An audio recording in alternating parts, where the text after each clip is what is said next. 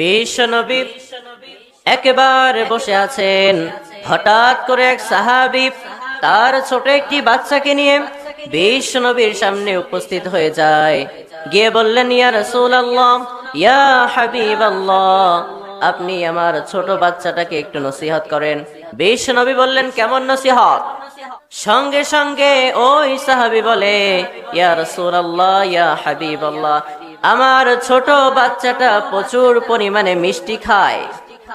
আমি বাবার কাছে এত পরিমাণে টাকা নাই যে আমি আমার বাচ্চাকে বারবার মিষ্টি কিনে দিব। বিশ্বনবী বললেন, তাহলে আমি কি করতে পারি? সাহাবী বললেন, ইয়া রাসূলুল্লাহ, আপনি আমার ছেলেটাকে নসিহত করেন সে যেন মিষ্টি একটু কমায়া খায়। বিশ্বনবী বললেন, ওকে, আমি তোমাদের কথা শুনলাম, আগামী সপ্তাহে এসো। আগামী সপ্তাহে ওই সাহাবী তার বাচ্চাটাকে নিয়ে আবারও চলে আসলেন। আসার পরে বিশ্বনবী বলছেন, এই বাবা, তুমি মিষ্টি বেশি খাও, বেশি মিষ্টি খেও না, মিষ্টি একটু কমিয়ে কমিয়ে খাবা, তাহলে তোমার বাবার উপর ইহসান হবে। যদি তুমি মিষ্টি বেশি খাও, এত মিষ্টি কিনে দেবার টাকা তোমার বাবার কাছে নাই, এজন্য তুমি মিষ্টি একটু কম করে খাবা। সাহাবীর সাথে সাথে বললেন, ইয়া রাসূলুল্লাহ, ইয়া হাবিবাল্লাহ, এই কথাটা আমার ছেলেকে তো আপনি আগের সপ্তাহে বলতে পারতেন।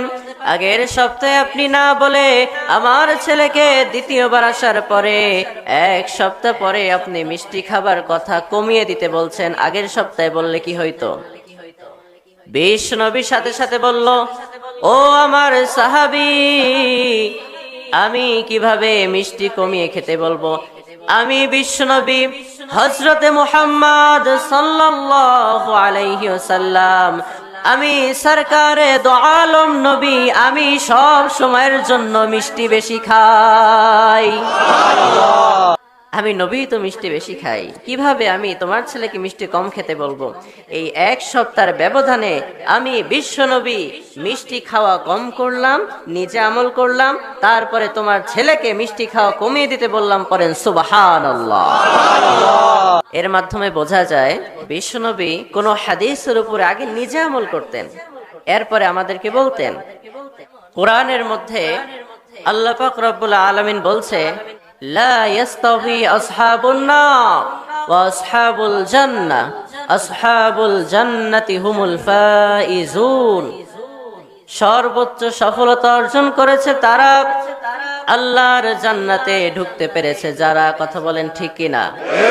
এজন্য আমাদের কাজে কর্মে বলনে চলনে সব কিছুর পিছনে যেন কোরআনের আইন থাকে, ঠিক কিনা?